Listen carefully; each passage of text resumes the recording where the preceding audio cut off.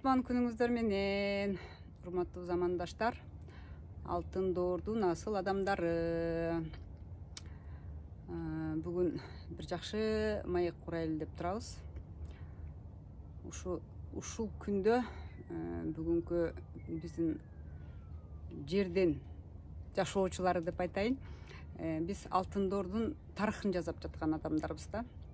Анан алтын доор деп эле айтып атабыз. Бирок ушул алтын доор жөнүндө эч бир маалыматы жок жүргөн адамдар да аябай көп да. Ошон үчүн бүгүн бир видео снимать этким келди, видео тарткым келди. Алтын доор жөнүндө. Мен өзүм дагы алтын доорду 2012 жылы, эсиңиздерде болсо керек, 21 декабрда мая элинин календар түгөнүп, анан акыр заман болот деп бир күтүп калган бир убакыт болгон да. Анан Кудайга чексиз шүгүр, көрсө биздин планета алтын доорго өтүп аткан убакыт болгон экен да. Алтын негизи жер өзүнүн огунда 26 000 жылда бир круг жасап келет экен да. Ошол эра деп аталат экен. Анан 26 000 жылда бул 12 зодиактын 12 знагы менен айланат экен да. Ошондо бир эпоха бүтүп, бир эра бүтүп, ошондон совпадение болгон экен да. Ошондон мая элинин календар түгөнүп, акыр заман дальше кандай жашоо болот деген суроо пайда болгон экен да. Анан 2012 жыл болчу. Ошол убакта мен бир MLM академияда окуп жаттым эле. Анан ошол академиядан эмне болуп атканын мен ошол жактан билип түшүндүм да. Бирок ошондон бери бүгүнкү күндө мынакей 8 жыл өттү. Бул убакыт переходный период болду биз үчүн. Ошол убакта бир 6 жылда переходный период болот, анан кийин өтөбүз деп айтса мага бир аябай көп болду эле да. 6 жыл деген бул эмне деген жыл депчи. Азыр болсо 6 эмес, уже 9 жыл өтүп кетти ошондон беричи. 2015 жылы, ушу 2015 жылы январында мен ошол каналдардан, интернеттен окудум. Барыңыздар билсеңиздер керек, черная дырага жер кирип кетсе эмне болот деген да бир мындай кооптуу бир маалыматтар болгон да. Көрсө, ошол черная дыра бизге 3-чү измерениеден 5-чи измерениеге, же болбосо мурунку азыркы алтын доорго өткөзүүчү жер, кандай десем, жол болгон экен да биз үчүнчү. Эми азыр карасаңыздар, черная дыра жөнүндө деле сөз болбой калды. Азыр болсо сөздүн баардыгы ушул алтын доордун тегерегинде болуп атат да. Бирок алтын доорго өтүүнүн дагы өзүнүн шарттары бар экен да. Ошол шарттарды биле бербегендиктен бизде азыр адамдардын жашоосунда, тагдырында аябай кыйын нерселер болуп атат да. Эмне болуп атат? Азыр жер тазаланып атат, жер энебиз тазаланып атат да. Эмнеден тазаланып атат? Анан алтын доорго өтүш үчүн бүгүнкү күндө бизге эмне керек? Ошол алтын доордун энергиясы менен шайкеш жашоо үчүн бизге эмне керек? Ошол суроолорго азыр жооп аласыздар. Мен бүгүн мынакей көрүп атсаңыздар керек, ушундай бир сонун жерде отурам. Боз үй, кандай карасаңыздар, кандай сонун тигилген боз үй, кооз жасалган боз үй. Бул биздин Бишкек шаарында Кутордо деген уюм бар. Азыр мен ошол Кутордого келдим. Бул Кутордону 15 жылдан бери Бакыт Дубашев деген байке жетектеп келет да. Бакыт Дубашев байке жөнүндө маалыматтарды Facebook'ta страничкаңар бар болгон болсо, ошол жака кирсеңиздер, Бакыт байкенин 4 жакшы аккаунту бар да. Ошол аккаунтта күнүгө Бакыт байке ааламдан түшүп аткан маалыматтарды ошол жака жүктөп атат. 4 страничкасына тең. Бакыт байке өзү жөнүндө дагы аз айтып берет. Мен кыскача бир сөз айткым келип атат. Бакыт байке бүгүнкү күндө ошол алтын доордун энергиясы менен жашап, ошол алтын доордун алтын доор жөнүндө элдерге маалымат берип, биздин кыргыз элин ошол алтын доорго алып кирүүнүн аракетин жазып атат да. Анан байке потоктогу адам то есть потоктогу адам болгондо кандай именно жогору жактан прямой информацияны алган киши да. Мен өтө бул кишини сыйлайм. Азыр сиздерде Бакыт байке менен тааныштырайын. Бакыт байкеге бир-эки суроом бар. Саламатсыңарбы? Арбаңыздар. Кыргыздын төл сөзү эң жакшы сөз экен го, арбаңыздар деген сөздүн мааниси да бул аруулануу экен. Аруулук бул улуу нерсе экен. Адамдын руху аруу болот экен. Качан адам агарып өзүнүн рухун агартып алганда, ошол аруулукка жетет экен. Аруулукка жеткен киши кааласа бир жерде болбойт, кааласа каалаган жеринде болот экен. Бул кайып дүйнөгө сиңип кетет экен. Мына ошондой бир зор күч бизде бар турбайбы? Кичинекей жүрөгүбүзгө катылган. Мына ошону адам деги жаралганда максаты ошол жабылып калган экен. Ошону ачып алса, ал адамда эч качан проблема жок да, мындайча айтканда.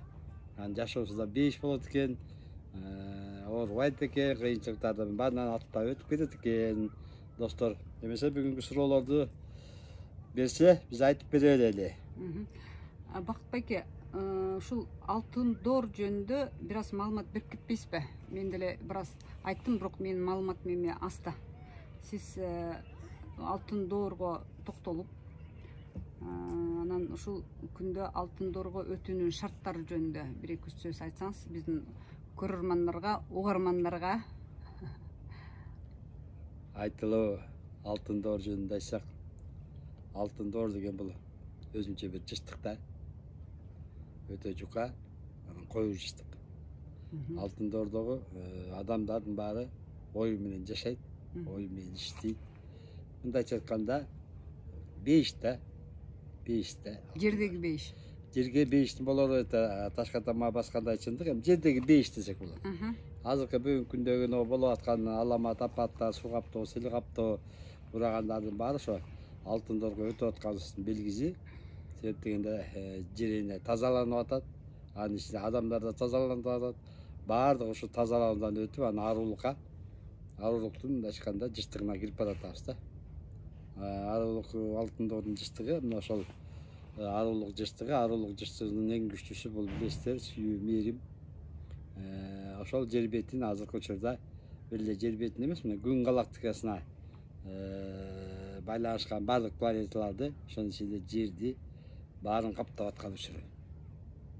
Жыштык улам коюуланып атат. Ошондо адамдар бирөөлөр көтөрүп алып атат, бирөөлөр көтөрө албай кыйналып атат. Бир заматта сөөктөрүнө чейин ооруп чыгып эле, бүтпаса кайра оору жок. Өздөрү бир диагноз коюп берип ооруду десе, кайра оору эртеси жок. Мына ошондой нерселерден өтүп атат. Алтын доордун жыштыгы азыр бүгүнкү күндө баарыбызды акырын синтездеп, клеткаларга сиңип, аң сезимибиздин баарын өзгөртүп аткан учур. Ошол алтын доордун жыштыгына өтүш үчүн адам баласы бүгүн кандай иш аракеттерди жасашыбыз керек, Бакыт байке? Алтын доорго өтүштүн ошол жыштыгына шайкеш келиштин түрү көп. Аябай түрү көп да. Бизге мындай доступный, биздин колубуздан келе турган бир 2-3 жолун айтып койбойсузбу? Баягы кыргызда жакшы сөз барбы? Оюң сенин олжоң дегендей. Мисалы ошол ойду адам учурда ошол алтын доордун жыштыгы мындай сүйүүгө, мээримге кармаса, анан улам өзүнүн ошол энергетикасы ошого ылайыкташып, улам өсүү боло берет энергетикада. Анан ошол жаман нерселерди сүйлөбөй, жаман нерселерди ойлобой, жогорку жыштыкка кирип алса, ал адамда балкуу пайда болуп, эриби кандайдыр бир эргип турат да. Мына ошол акыбалга жетип алган киши ошону кармаса, ал алтын доордун жашоосун өтүрөт. Демек, бул сиз азыр айткан нерсе жакшы маанайда жүрүш керек дегенди айтып атасыз, Сөзсүз да. Жакшы маанайда жүрүш керек. Демек, алтын доорго өтүүнүн биринчи жолу бул жакшы маанайда жүрүш керек. Туура. Экинчисичи? Экинчиси өзүңдө бир улуу түшүнүк болуп, аң сезимди улам жогорулатыш керек. Мисалы аң сезим жогорулап алса, биз мурунку эле эски аң сезим менен баягы эле көртүрлүк, баягы эле турмуш, кечке чейин ошолорду ойлогон тирилигибиздин баарынан улам биз анын вибрациясы ылдый да төмөн. Биз төмөнкө тартылып беребиз да. Так, именно төмөн болгондо бул кайсын айтып атасыз?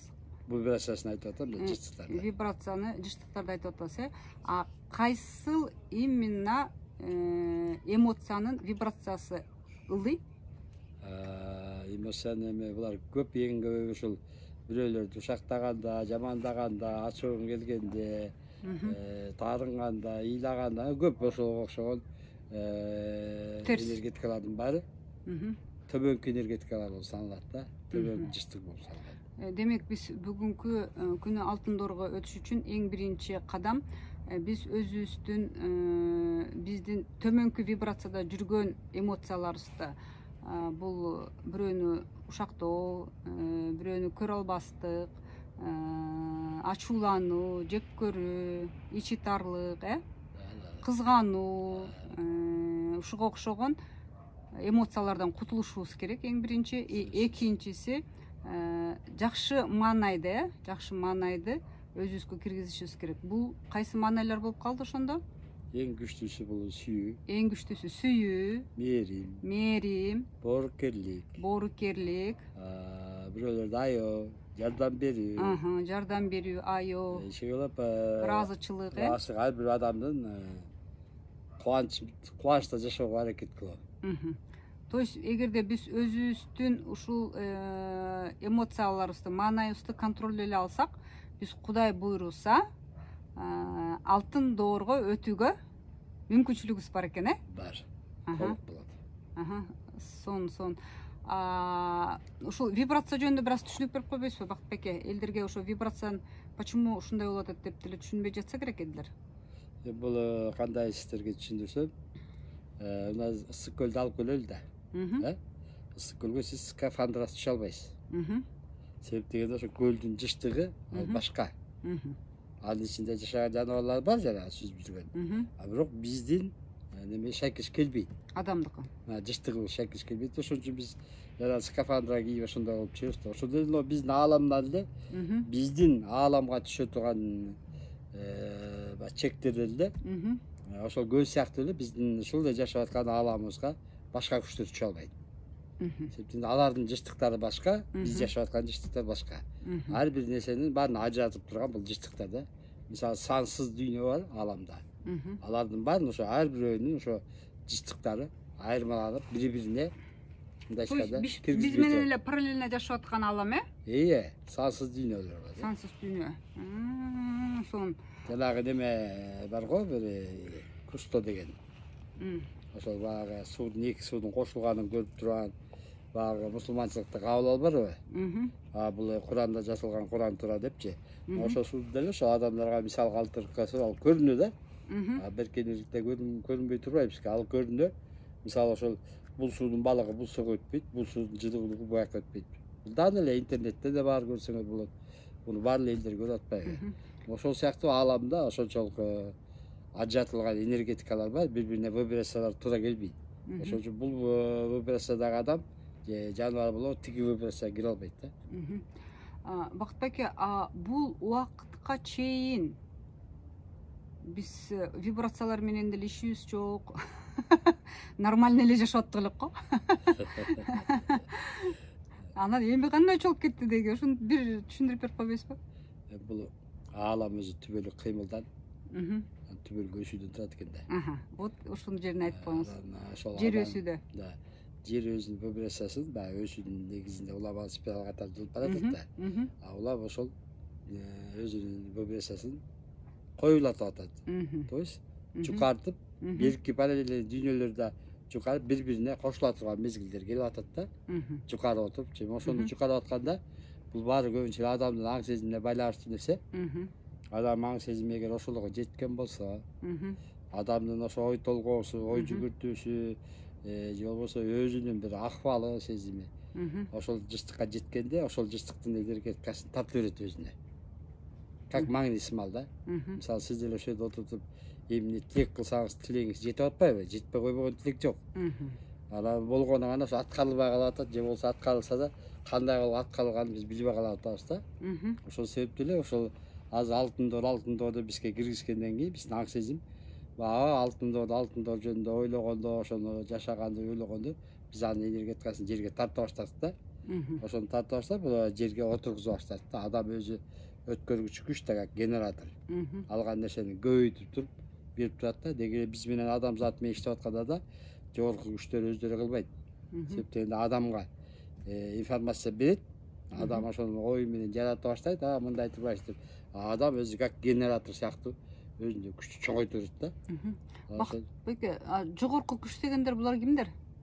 Жогорку күч деген жогорку энергияга ээлер. Жогорку энергияга жогорку ээлер да. жытыктарга ээлер да. Мен бул нерсени мындай деп түшүнгөм да, Бакытбек. Ошо 12-жылы академияда окугам деп атпаймынбы? Бул дүйнөдө бардык нерсе өсүүдө болуш керек депчи, спираль эволюция депчи. Ошол спираль, өсүү спиралында жер бир айлампадан экинчи айлампага өттү деп, ошондой деп түшүнгөм да. Ошонусу мына жер өткөндө адамдын аң сезими дагы бул дүйнөгө өсүү үчүн келди да, максат. Ошондо адамдардын аң сезими дагы өсүү спиралинде бир айлампадан экинчи айлампага өтүш керек да азыр жер менен, туурабы? Ошондо биздики ошол адамда ошол өсүш токтотот да, Токтоп атат дейсизби? Ошол өсүш биз жерден калып атабыз да дейм да.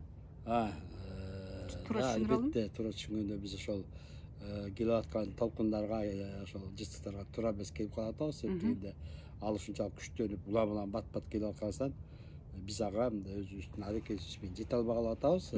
Ошон үчүн биз клетка уровеньде все равно ал энергетиканы алып атабыз. Бирок баягы өзүбүзгө сиңирип, баягы Түшүнүк жок болуп атат. түшүнүк жок болуп атат, сиңирип бат ошого өтүп кетишкечи. Ошол жерде биз калып калып атабыз да. Өзүбүздө эгерде ушул түшүнүк болсо, биз батыраак кабыл алып, батыраак өтсөк сонун болмок, Абдан сонун болмок. Эгер эле ушул эле элибиз эле, мисалы биз азыр элбиз да, бир эл деп саналат го.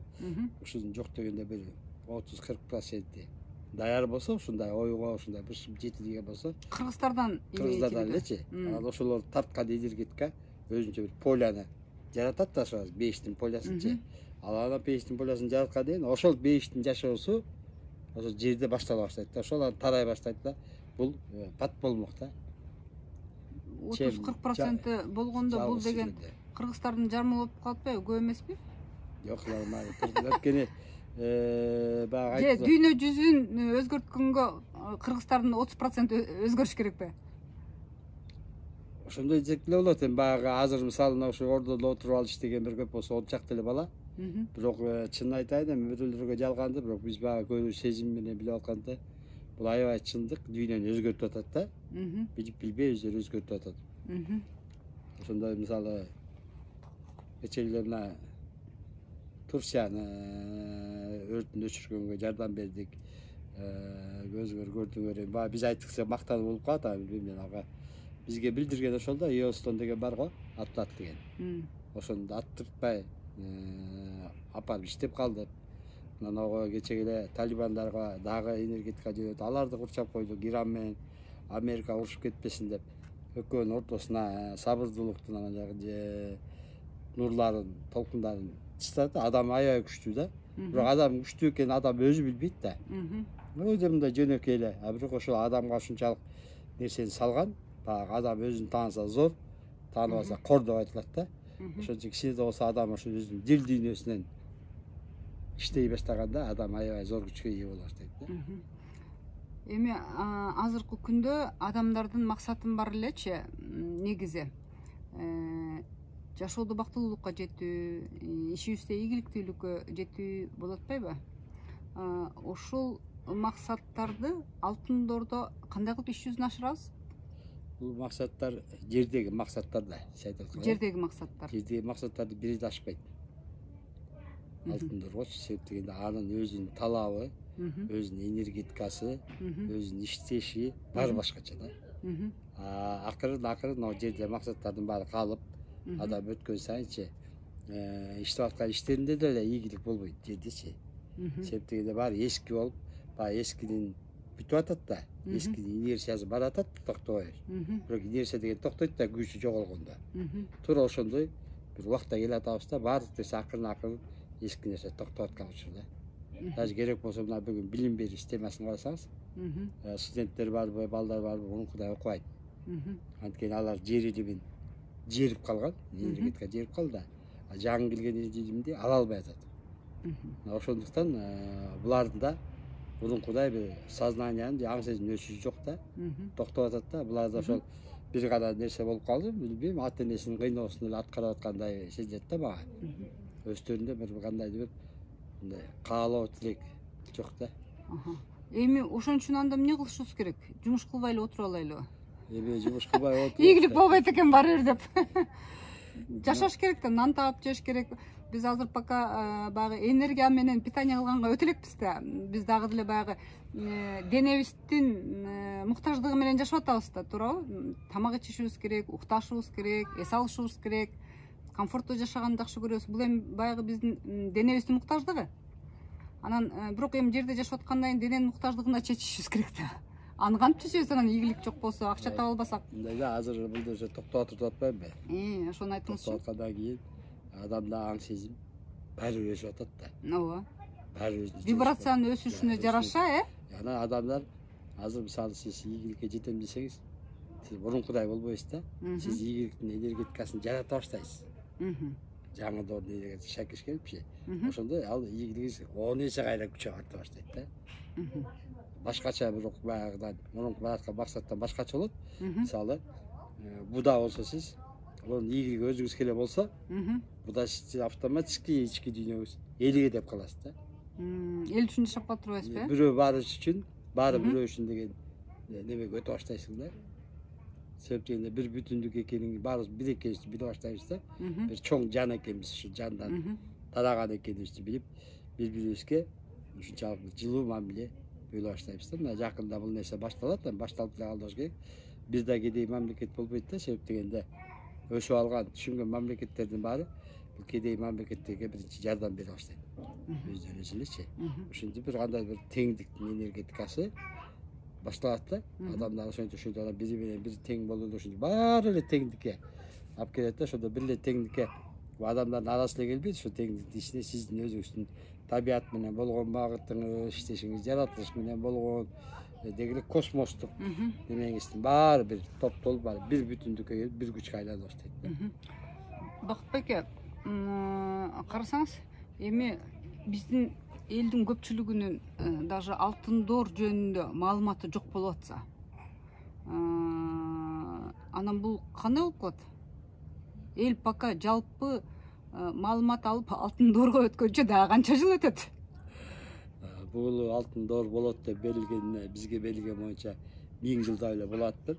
Бирок адамзаттын аң сезими 1000 жылдан бери өзүп жетиле алышат да. Мисалы, сүйүү деген энергияны будан бир 10 жыл мурун адам айтчу эле эмес. Иш деле жок болчу, сүйүү десе эле башкача ойлошчу да. Бүгүн сүйүү мындай экен, сүйүү деген жалпылык экен, деги эле ааламдын өзүнүн жыштыгын сүйүү турбайбы деген түшүнүктөр адам аң сезимине жеткизди да. Ошол сыяктуу эле азыр биз билип билбей эле клеточный уровеньде ойгонуп атырбыз да. Бирок эч болбойт. Адамдардын аң сезими өзү ойгонуп атат, азыркы түшүп аткан энергиялар адамдын аң сезимин кааласа каалабаса деле ойготуп атат экен да. Ойготуп атат. Бирок эми баягы билгендердики алардыкы бат кетет да. Билбегендерге билгендер жол көрсөтүп койсо, булар бат кете баштайт да. Батла ойгоно баштайт. Демек, адам заты азыр бүт толугу менен эле алтын доорго кирет экенбиз да, буйруса. Ошондой айтылат, негизи эле тилектери адамдардыкы жакшы, баарыбыз киребиз деген. Бирок мындай илимге салып көрсөк, ошол жерде экиге бөлүнүп калат, түшүнгөндөр, түшүнбөгөндөр деген. Эки жаат болуп калышыбыз да. Азыр эле ошондой болуп атпайбы? Ошол нерсе убагы келгенде баягы бөлүнүүдү алып келип калат да. Мисалы, түшүнбөгөндөр башка энергияда жашайт да, башка энергияны кармайт. Мисалы, азыркы эле көрүп аткан энергетикасы, ар кандай терс энергиялар кармайт да. Булар убагы келгенде баягы энергияга тартылып келет да. Анан алар өздөрү жашап аткан, азыркы жашап аткандай жыштыкка кете берет. Так, жыштыкка кете берет дегениңиз кандайча болуп калды? Кандайча? Мисалы, азыр биздики төбөңкү жыштык 3-чү жыштык деп атпайбы, 3 измерениянын жыштыгы деп. Биз бараткан жыштык 5-чи. Ортосунда 4-чү жыштык бар, бул как түрткү катары да. 4-чү жыштык. Мына ушул жерде адамдар эгер өтө албай калса, алтын доордун идергетине шайкеш келбесе, ошол айла жок, булар баягы 3кө шайкеш келип турат да. Анан качан бул барат да жабылганда, бул идергетте жабылат да. Жабылганда биякта эки энергия калып калат да, бирин бири көрбөй калат. Автоматически көрбөй калышат да бул энергияларчы. Ошондо анан булар өзүнүн жер үстүндө, мисалы жер үстүндө бейиш болуп, жер үстүндө жаңы энергия орноп атпайбы алтын доордучу. Анан булар жашай албай калат да.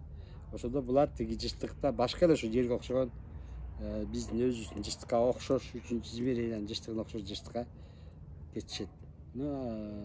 Албетте өлүп кетишет да. Через смерть өчүп кетишет. Через смерть.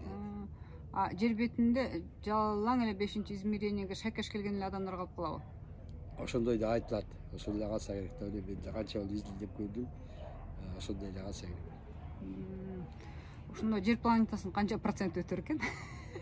Бул бул вопрос да. Эгер биз илимге таянып айта турган болсок, азыр эле адамдарды атпайлыбы? 7-8 миллиард деп койчу, 8 миллиард. 8 миллиард. 8 миллиарддын ичинде башты бир 30-40% бул адамдар эмес да. Анын кимдер алар? Булар башка бир планетадан ушул жер испытанияда школ сыяктуу да.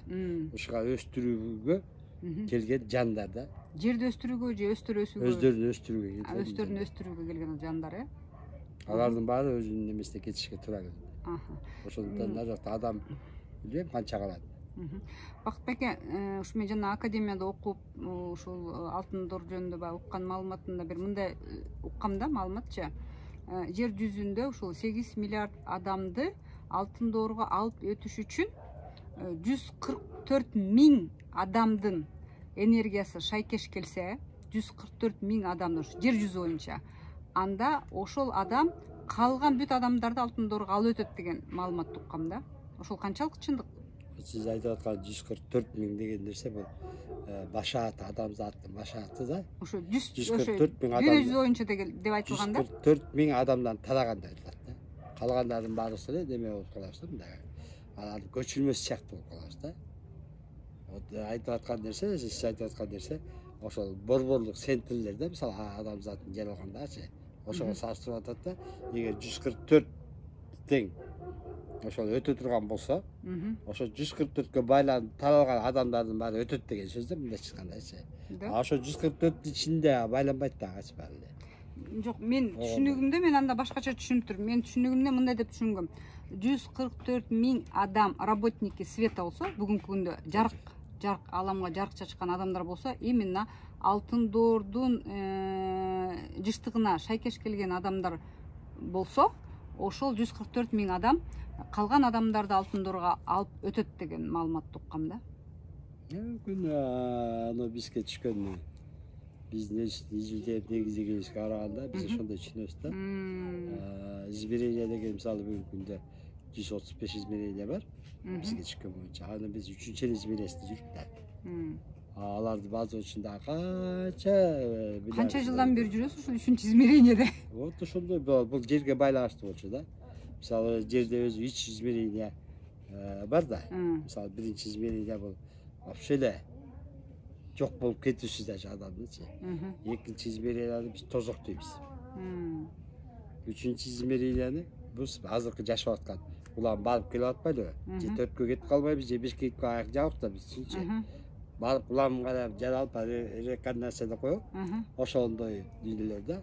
Бүгүн биз ошол үчүнчүнү базы өтүп аткан учурда 3кө өтүп, 3тү базы өтүп, 4 менен 5кө барат адамдар ошол ортодогу жолду өткөөл деп атат да. Өткөөл мисалы улуу доо, оттуу доор деп коет. Биз как раз ошол доорду базып өтүп аткан учурда. Бакытбек ана эмне 5-измерение өтүп кеткен адамдар, алтын доордун 5-измерениеси өтүп кеткен адамдар, булар уже өлбөйбү? Эми ал 5тер эмес, сразу биз өткөндөн кийин 4төбүз азыр. Баш 4 деп койчу. 5, 6, 7, 8ге чейин кете берет. Адамдардын сознаниясы ушундай бат өзү өтүп кете берет да. Ошонун ичинде мисалы 5тен нары өткөндөрдүн көбү эле өзүнө өлбөстүктү жаратып алат.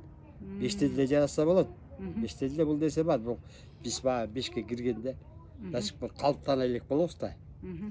Калыптаныш үчүн дагы бир какой-то убакыттар же жылдар талап кылынат да. Калыптанып, анан барып өзүбүздү ошол өлбөстүккө өткүзө алабыз да. Бакытбек азыр ушул алтын дордо бизге жаратмандык касиет берилген деп айтып атпайбызбы? Ошол жаратмандык касиетибизди биз кантип пайдаланып, кантип жаратман болушубуз керек? Ошол жөнүндө айтып койбойсузбу? Мисалы жаратмандык касиет бул азыр эле берилип аткан жок, бул башынан эле берилген нерсе. Просто биз аны илимибиз жок. Мурунку генибизде кире аткан нерсенин баары жаап алганбыз.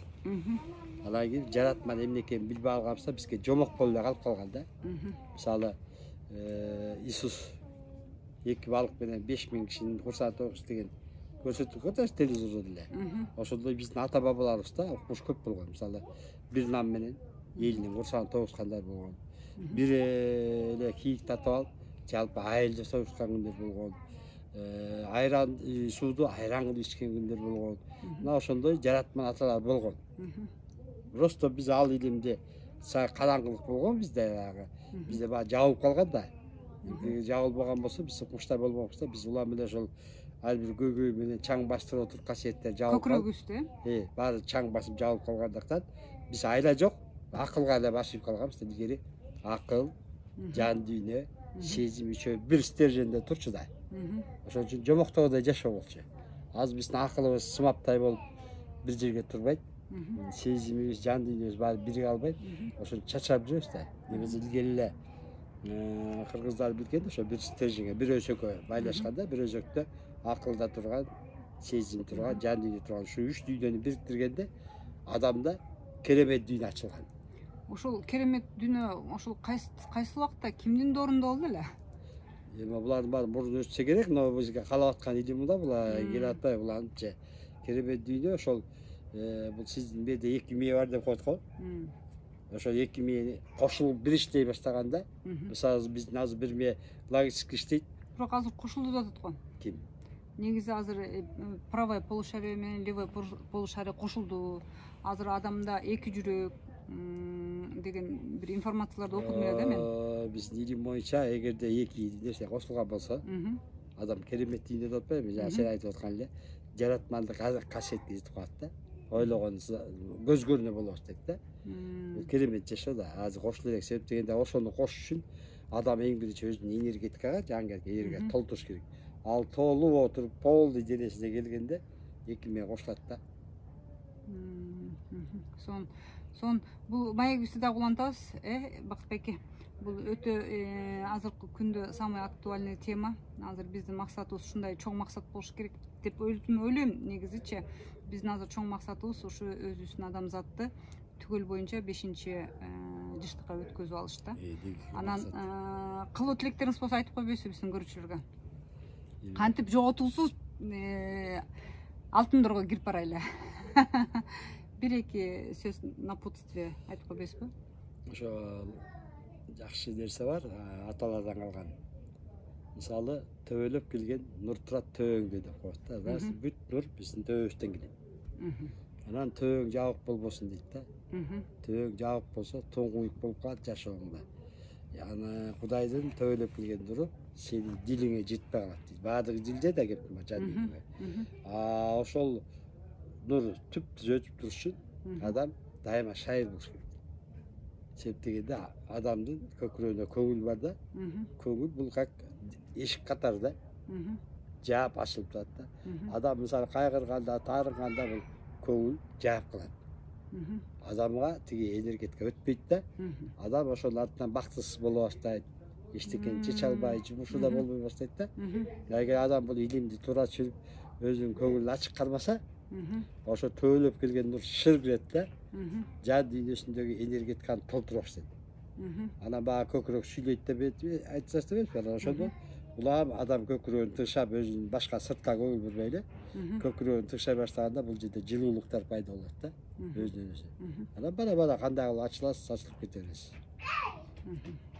Ошон үчүн адамдар, мен ойлойм, эл ушу кичине да болсо илгери аталар сүкүттөгөнбү бул нерсени. Кандай деген ошого медитация, кайтыш керек да. тынуу. Даже басып барат деле автобуста эле отурасыңбы, маршруткада баратасыңбы, иштеп атасыңбы? Мен учурдамын деп учургучту төбөгүчкө көтөрүп койсоңуз, адам ушуну үйрөнүп алса, Кудайдын учуру биякта тур да үзүлүп калган да. Ал экөө бириккенде адам балкууга кире баштайт. Жыргап элечи, ада кайгы жок, өзүнчө жыргай баштайт да септин Кудайдын нурунда да.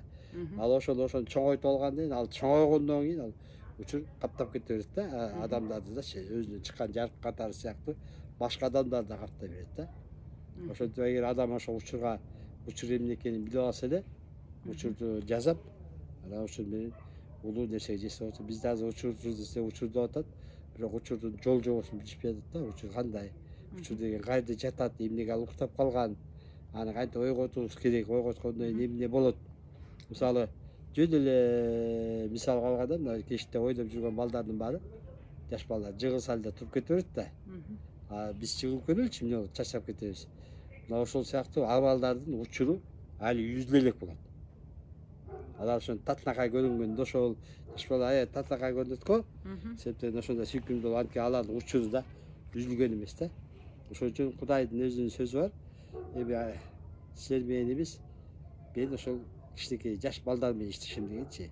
Анткени баарыбыз энергия бөлгүчпүз, так как генератор сыяктуучу.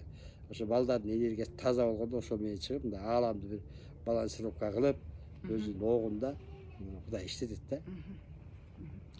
Чоң рахмат Бакытбеке. Ушул учур жөнүндө дагы бир маек кылышыбыз керек экен, Мен ойлойм, ошо учур жөнүндө бизге аябай маалымат керек го депчи. Абдан керек. Азыркы күндө. Не только учур, вообще эле бүгүн баары керек, алтын. Баары керек. Все, сон ишиңизге ийгилик, сизге жаратканым ыраазы болсун. Рахмат. Дайыма бар болуңуз. Дайыма ушинтип элдин кызматында, элдин ыраазычылыгы үчүн, жараткан ыраазычылыгы үчүн кызмат кылып жүрө берели. Ишиңиздерге ийгилик каалайм. Жолугабыз. Рахмат. Мына ушундай сонуңкутордо да отурабыз. Карагыла кандай кылып жасалгасын жазышкан. Бул жерде дагы Бакыт байкеден башка дагы сонун адамдар отурушат. Умай энебиз бар ушул жерде. Ушул боз үйдү карап, ушинтип таптаза кылып карап отурган. Анан эмне айткым келип атат, мен сиздерге, урматтуу замандаштар, мына Бакыт байке сонун бизге маек куруп берди. Бул маегибиз дагы Кудай буйрса уланат. Демек, алтын дорго өтүш үчүн бизге эң биринчи өзүбүздөгү жаман эмоциялардан кутулуп, жанагы жогоруда айтылгандай ишитарлык, көрө албастык, ушакчылык деген нерселерден кутулушубуз керек экен дагы. Алтын дорго өтүш үчүн өзүбүздүн вибрацияларды көтөрүшүбүз керек экен. Вибрацияларды бизде только жакшы эмоция менен көтөрө алат экенбиз да. Демек, дайыма ачык маанайда жүрөлү. Эмоциябыз жогору болсун, дайыма сүйүүдө, дайыма ыраазычылыкта, мээримде жүрөлү. Дагы сиздер менен көрүшкөнчө сак саламатта болуңуздар.